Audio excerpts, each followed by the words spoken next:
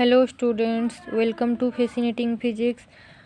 It is my second lecture on surface tension. तो surface tension में हम बताए हैं कि फोर्स ऑफ कोहेसन क्या होता है। तो फोर्स ऑफ कोहेसन क्या है? फोर्स ऑफ कोहेसन जो है एक फोर्स है। कैसा फोर्स? जो कि सेम मॉलिक्यूल के बीच में एप्लीकेबल है। मान लीजिए हम लोग एक ग्लास ऑफ वाटर ले लिए, तो यहाँ पर वाटर मॉलिक्यूल और दूसरे वाटर मॉलिक्यूल, ये दोनों वाटर मॉलिक्यूल के बीच में जो फोर्स होगा वो होगा फोर्स ऑफ कोहेसन, क्योंकि यहाँ पर सिमिलर नेचर के मॉलिक्यूल्स के बीच में जो फोर्स आएगा वो होता है फोर्स ऑफ कोहेसन। अब देखिए force of adhesion. Force of adhesion में क्या हो रहा है? It is the force between two molecules of different nature. अगर फोर्स दो डिफरेंट मॉलिक्यूल्स के बीच में हो तो वो फोर्स होता है फोर्स ऑफ एडहेसन। एग्जाम्पल है सीमेंट एडहर्स टू ब्रिक। मान लीजिए ब्रिक्स ईटा को अगर हम लोग सीमेंट के साथ ज्वाइंट करेंगे तो जो सीमेंट है वो अलग टाइप के मॉलिक्यूल से कंसिस्ट है और जो ब्रिक है वो अलग टाइप के मॉलिक्यूल से कंसिस्ट है। तो इन दोनों के बीच में जो भी क्या होगा, फोर्स ऑफ अट्रैक्शन होगा, वो फोर्स ऑफ एडहेसन होगा। ओके, अब देखिए मॉलिक्यूलर रेंज क्या होता है। The maximum distance between two molecules so that the force of attraction between remains effective is called molecular range. अब देखिए मॉलिक्यूलर रेंज क्या है? एक रेंज है। कोई भी मॉलिक्यूल ले लीजिए, यहाँ पर मान लीजिए एक मॉलिक्यूल लिए और इस कोई भी मॉलिक्यूल का क्या आता है? एक रेंज आता है। रेंज आने का मतलब होता है एक मॉलिक्यूल को हम लोग सराउंडेड करके एक रेडियस लेते हैं, ए रेडियस से मान लीजिए, और एक क्या कि स्फीयर ड्रॉ किए, तो ये मॉलिक्यूल का क्या है? एक रेंज आ गया। मतलब उस मॉलिक्यूल से एक रेडियस लेते हुए हम लोग एक उसको सेंटर बनाते हुए उस मॉलिक्यूल को एक हम लोग स्फीयर ड्रॉ कर रहे हैं। तो यहाँ पर क्या बन रहा है? एक स्फीयर बना है। और ये स्फीयर ऑफ इन्फ्लुएंस भी कहा जाता है। किसका? मॉलिक्यूल का ये स्फीयर ऑफ इन्फ्लुएंस, या फिर इस मॉलिक्यूल का एक रेंज कहा गया, जिस रेंज में क्या होता है, कोई भी मॉलिक्यूल इस रेंज के बीच में अगर आएगा, ये तो एक मॉलिक्यूल है, इसका रेंज कितना है? यहाँ से यहाँ तक है, और इस मॉलिक्यूल के अंदर अगर कोई भी मॉलिक्यूल आया तो इन दोनों के बीच में क्या होता है? फोर्स ऑफ अट्रैक्शन होगा। दोनों एक फोर्स के द्वारा क्या होंगे? बाउंडेड होंगे, बंधे हुए रहेंगे। अगर इस रेंज के बाहर कोई मॉलिक्यूल है तो इस मॉलिक्यूल के साथ उसका कोई भी क्या नहीं होगा? बाइंडिंग नहीं होगा, कोई भी फोर्स से वो बंधे नहीं रहेंगे। तो ये है मॉलिक्यूलर रेंज। अब स्फीयर ऑफ इन्फ्लुएंस भी हम बता चुके। एक इसका जो है स्फीयर ऑफ इन्फ्लुएंस है, किसका? कोई भी मॉलिक्यूल का। आपको समझ में आ गया? मॉलिक्यूलर का ये रेंज है और ये उसका स्फीयर ऑफ इन्फ्लुएंस है। ओके, अब देखिए सरफेस फिल्म क्या होता है। Surface film is defined as the portion of liquid lying on the surface and two parallel planes situated molecular range apart. Surface film क्या होता है? कोई भी एक, आप लोग मान लीजिए ये क्या हुआ, एक ग्लास ऑफ वाटर ले लिए, ठीक है, और इस ग्लास ऑफ वाटर में इसका जो ऊपर वाला सरफेस है ये इसका क्या है? सरफेस फिल्म कहा जाएगा। मतलब ग्लास ऑफ वाटर के ऊपर वाला जो सरफेस है उसको क्या कहा जाएगा? सरफेस फिल्म कहा जाएगा। सरफेस फिल्म का दो सरफेस होता है, मतलब एक ऊपर सरफेस, एक नीचे वाला सरफेस। तो ये जो है उसका ऊपर वाला सरफेस लिया गया है P2, नीचे वाला सरफेस उस फिल्म का P1 लिया गया है। समझ में आया आपको? फिल्म क्या है? कोई भी लिक्विड के लिए, खास करके हम लोग यहाँ बात कर रहे हैं लिक्विड के लिए ही सरफेस टेंशन एप्लीकेबल है।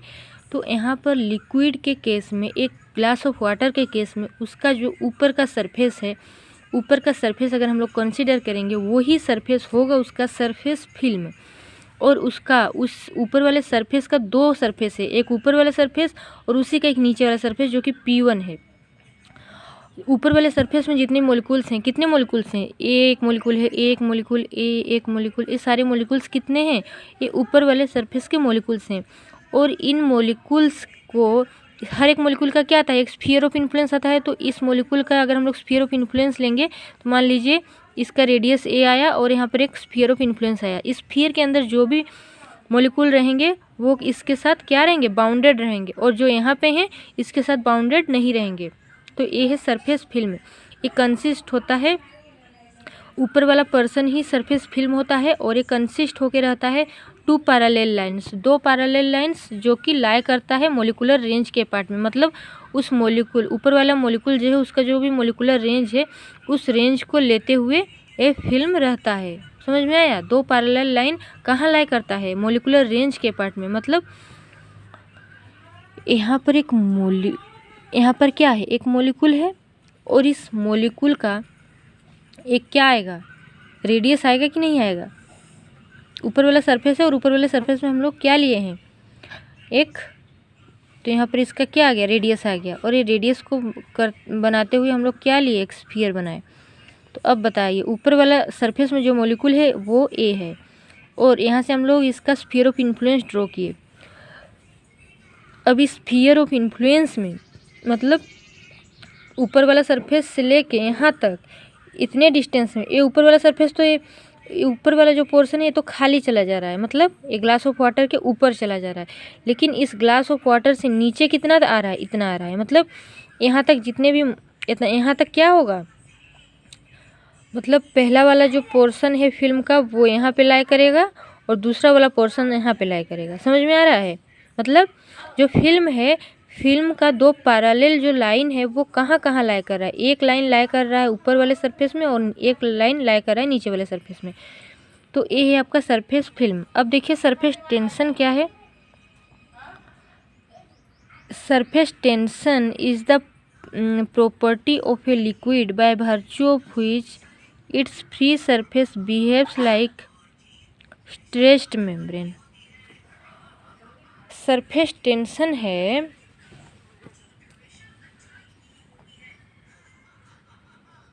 सरफेस टेंशन क्या है? एक फोर्स है। सरफेस टेंशन क्या है? एक फोर्स है। और ये फोर्स जो कि अप्लाई हो रहा है, कहाँ पे अप्लाई हो रहा है फोर्स? सरफेस टेंशन हमेशा कहाँ पे अप्लाई होता है? जैसे यहाँ पे वो हम लोग क्या है? ग्लास ऑफ वाटर है, उसका ऊपर वाला जो फिल्म है, फिल्म कहा जाता है ऊपर वाला पोर्शन को, तो वो फिल्म हम लोग यहाँ पे कंसीडर कर लिए हैं। ओके, ऊपर वाला जो सरफेस है उसको कंसीडर कर लिए। तो एक बात बताइए, देखिए जो मॉलिक्यूल यहाँ पे हैं इस पे फोर्स अप्लाई हो रहा है? बिल्कुल फोर्स अप्लाई हो रहा है। मतलब नीचे वाला जो मॉलिक्यूल है वो इसके साथ क्या कर रहा है? एक फोर्स अप्लाई कर रहा है, नीचे की तरफ अट्रैक्टेड है। नीचे की तरफ कौन सा फोर्स अप्लाई हो रहा है? एक फोर्स एफ अप्लाई हो रहा है।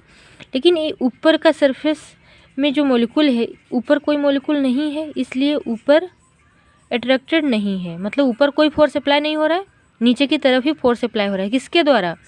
जो नीचे वाले मॉलिक्यूल्स हैं वो फोर्स अप्लाई कर रहे हैं इसके ऊपर। तो ऊपर वाले सरफेस में जो मॉलिक्यूल है उसके ऊपर कौन सा फोर्स अप्लाई हुआ? नीचे की तरफ।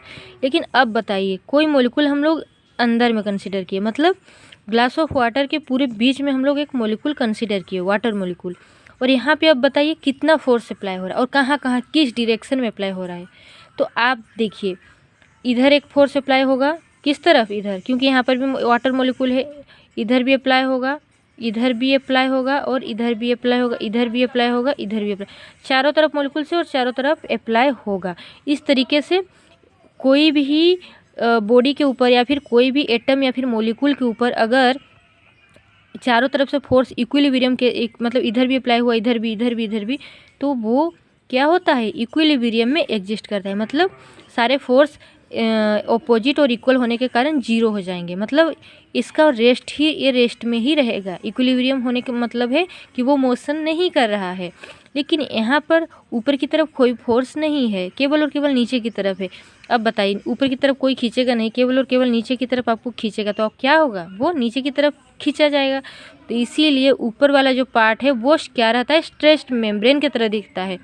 आप देखिए, ग्लास ऑफ वाटर, एक ग्लास में आप एक ग्लास वाटर लीजिए और ऊपर वाला सरफेस आप लोग देखिएगा, ऐसे मतलब नॉर्मल देखेंगे नहीं समझ में आएगा, लेकिन ध्यान से अगर देखेंगे आप लोग तो ऊपर वाला जो सरफेस है आपको थोड़ा सा स्ट्रेच्ड नज़र आएगा। मतलब नीचे की तरफ वो ऐसे ऐसे ऐसे स्ट्रेच्ड नज़र आएगा। देखिएगा, ध्यान दीजिएगा ग्लास ऑफ वाटर को। तो ऐसा क्यों होता है? क्योंकि नीचे की तरफ फोर्स अप्लाई होता है, ऊपर वाले सरफेस में जो मॉलिक्यूल्स रहते हैं उसके ऊपर नीचे वाले जो मॉलिक्यूल्स रहते हैं वो अट्रैक्ट करते हैं, और ऊपर कोई फोर्स अप्लाई नहीं होता है, इसकी वजह से वो स्ट्रेच्ड दिखता है। अब बताइए, वही फोर्स है सरफेस टेंशन, जो फोर्स इन मॉलिक्यूल्स के ऊपर अप्लाई हो रहा है, लेकिन अंदर वाले मॉलिक्यूल्स के ऊपर सरफेस टेंशन अप्लाई नहीं हो रहा है, केवल और केवल ऊपर वाले सरफेस में जो मॉलिक्यूल्स हैं उसी के ऊपर ये सरफेस टेंशन अप्लाई हो रहा है। तो अब हम लोग फॉर्मूला कैलकुलेट करेंगे सरफेस टेंशन निकल कैसे रहा है।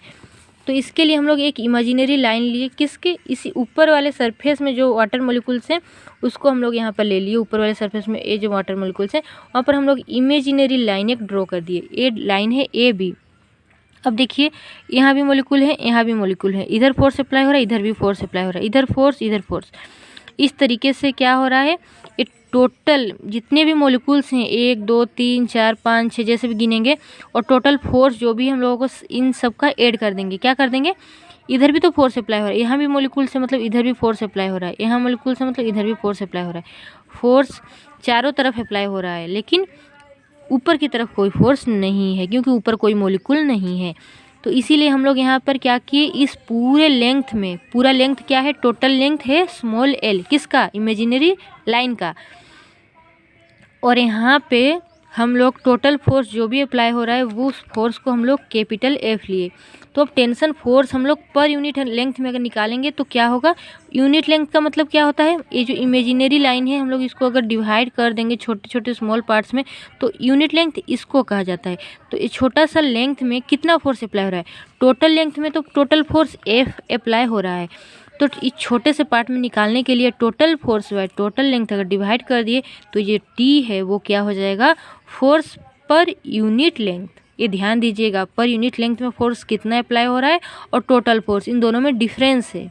हमेशा हम लोग क्या लेते हैं, डेफिनेशन में पर यूनिट लेंथ लेते हैं। डेफिनेशन अगर कोई पूछे सरफेस टेंशन का तो वो क्या है, फोर्स ऑफ जो टेंशन है वो defined as the amount of force per unit length. ये पर यूनिट लेंथ ध्यान दीजिएगा, acting per unit length on either side of an imaginary line draw over the liquid surface. ये liquid surface है ना।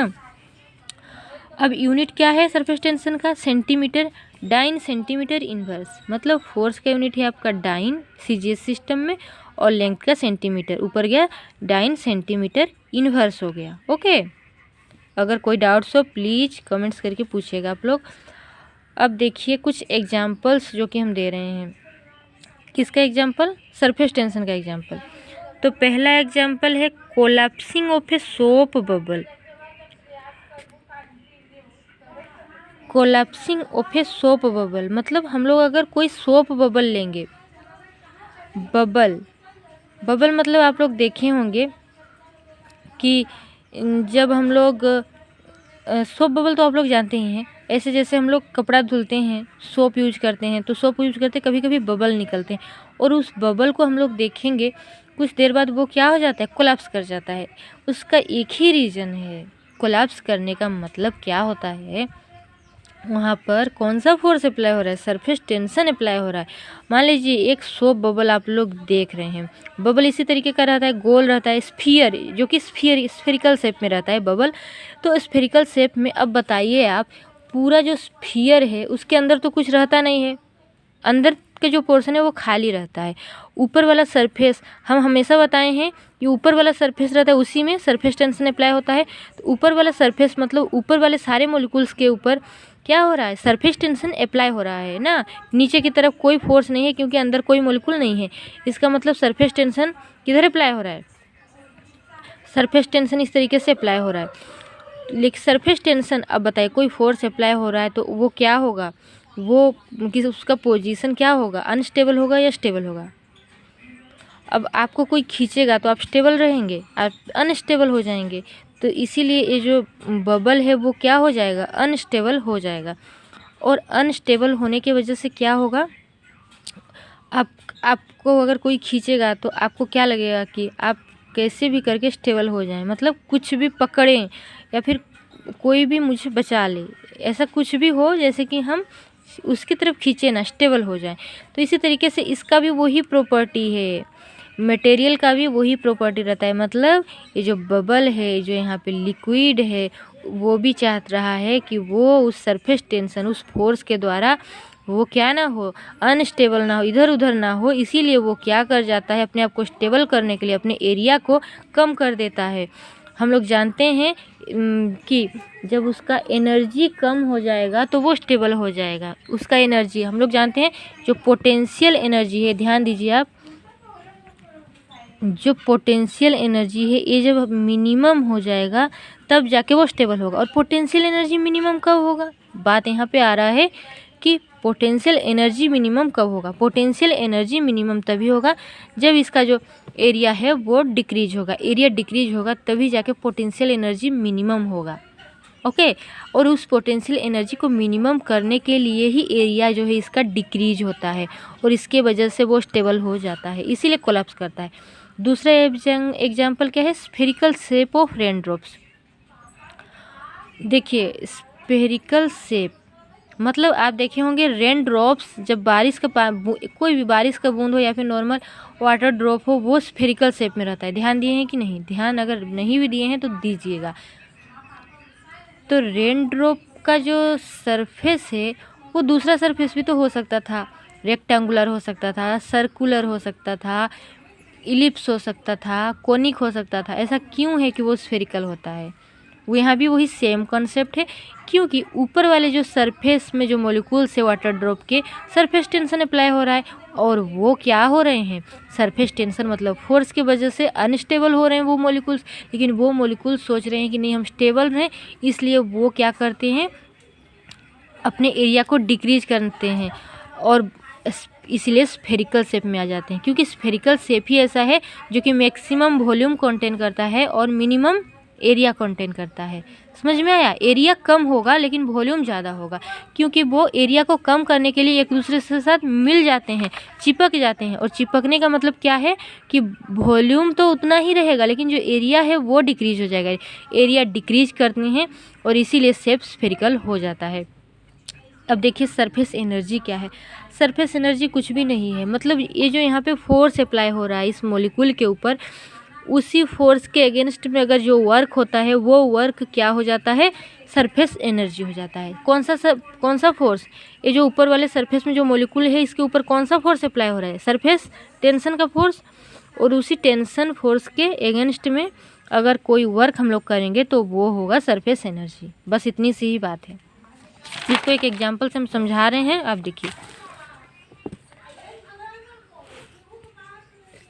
देखिए यहाँ पर हम लोग एक ओयर लिए हैं। कैसा ओयर है, PQRS रेक्टेंगुलर ओयर है और ये भी यहाँ पर एक ओयर है जो कि इस ओयर के साथ यहाँ पे एक लगाया गया है। लेकिन अब देखिए हम लोग इस फ्रेम कह लीजिए या फिर ए वाला जो भी A' B' अभी आप मत देखिए, केवल और केवल AB देखिए। ए यहाँ से यहाँ तक और यहाँ से यहाँ तक, इसको हम लोग डिप कर दिए, मतलब बुड़ा दिए। कहाँ बुड़ा दिए, एक सोप सॉल्यूशन था, उस सोप सॉल्यूशन में बुड़ा दिए तो एक फिल्म बन गया। देखे होंगे कि यहाँ पर एक परत आ जाता है लिक्विड का, उसको फिल्म कहा जाता है। तो ये जो फिल्म है यहाँ पे बना हुआ है और ये जो यहाँ पे ओयर AB है इसको हम लोग धीरे धीरे स्लाइड किए, आगे की तरफ इंक्रीज कर दिए। इसका जो एरिया था कितना था, इतना था, धीरे धीरे हम लोग कितना स्लाइड किए, dx डिस्टेंस हम लोग इंक्रीज कर दिए। मतलब अब देखिए यहाँ पर वर्क डन हुआ कि नहीं हुआ, मतलब यहाँ पर क्या हो रहा है, यहाँ पर अपर सरफेस में जो मॉलिक्यूल्स है इसके ऊपर सरफेस टेंशन अप्लाई हो रहा है और सरफेस टेंशन के अगेंस्ट में हम लोग कुछ वर्क किए। वर्क करने के वजह से यहाँ पर क्या हुआ, वो वर्क स्टोर हुआ इसी सरफेस में एनर्जी के फॉर्म में, जो कि पोटेंशियल एनर्जी कहा जाता है। और वही एनर्जी है surface energy, potential energy per unit area. अब देखिए इसका जो भी एरिया है इसके यूनिट एरिया में कितना पोटेंशियल एनर्जी अप्लाई हो रहा है, वो है इसका सरफेस एनर्जी। या फिर और एक फॉर्मूला से भी निकाल सकते हैं। क्या निकाल सकते हैं, देखिए हम यहाँ पे लिख रहे हैं, यहाँ पे लिख रहे हैं, ठीक है। सरफेस एनर्जी का जो फॉर्मूला है वो क्या है, change in area into change in area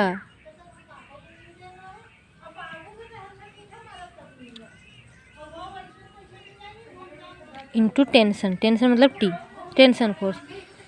change in area मतलब एरिया कितना इंक्रीज किए हम लोग, यहाँ से यहाँ तक इंक्रीज किए, मतलब कितना एरिया हम लोग यहाँ पे इंक्रीज किए इतना। और वो जो भी एरिया होगा उस एरिया को अगर चेंज इन एरिया को हम लोग इंटू कर देंगे किसके साथ, सरफेस टेंशन जो है उसके साथ जब हम लोग इंटू कर देंगे तो वो जो निकलेगा वो होगा surface energy. Okay, thank you to all. Next class में 2 क्वेश्चंस हैं, या फिर आप 2 क्वेश्चंस देख लीजिए, हम यहाँ पे वीडियो दिखा रहे हैं। क्वेश्चंस अगर नहीं समझ में आया पढ़ने के बाद प्लीज़ कमेंट्स करिएगा मुझे, तब हम समझाएंगे, नहीं तो आगे हम थ्योरी पे जाएंगे। ओके, देखिए क्वेश्चन है, एक सोप फिल्म कैसे फॉर्म हो रहा है रेक्टेंगुलर,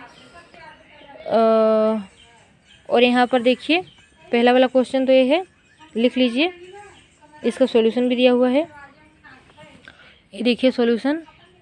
अब देखिए सेकंड क्वेश्चन भी है, एक मर्क्यूरी ड्रॉप है जिसका रेडियस 2 मिलीमीटर है, उसको स्प्लिट किया जा रहा है 8 आइडेंटिकल ड्रॉपलेट्स, मतलब एक मर्क्यूरी ड्रॉपलेट को हम लोग डिवाइड कर दे रहे हैं 8 आइडेंटिकल ड्रॉपलेट्स में।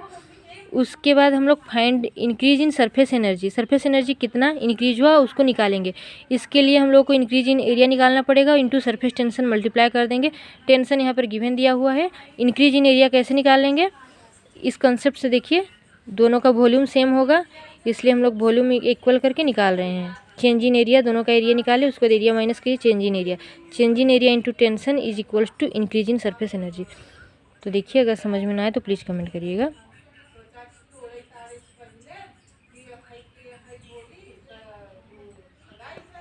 Okay, thanks to all.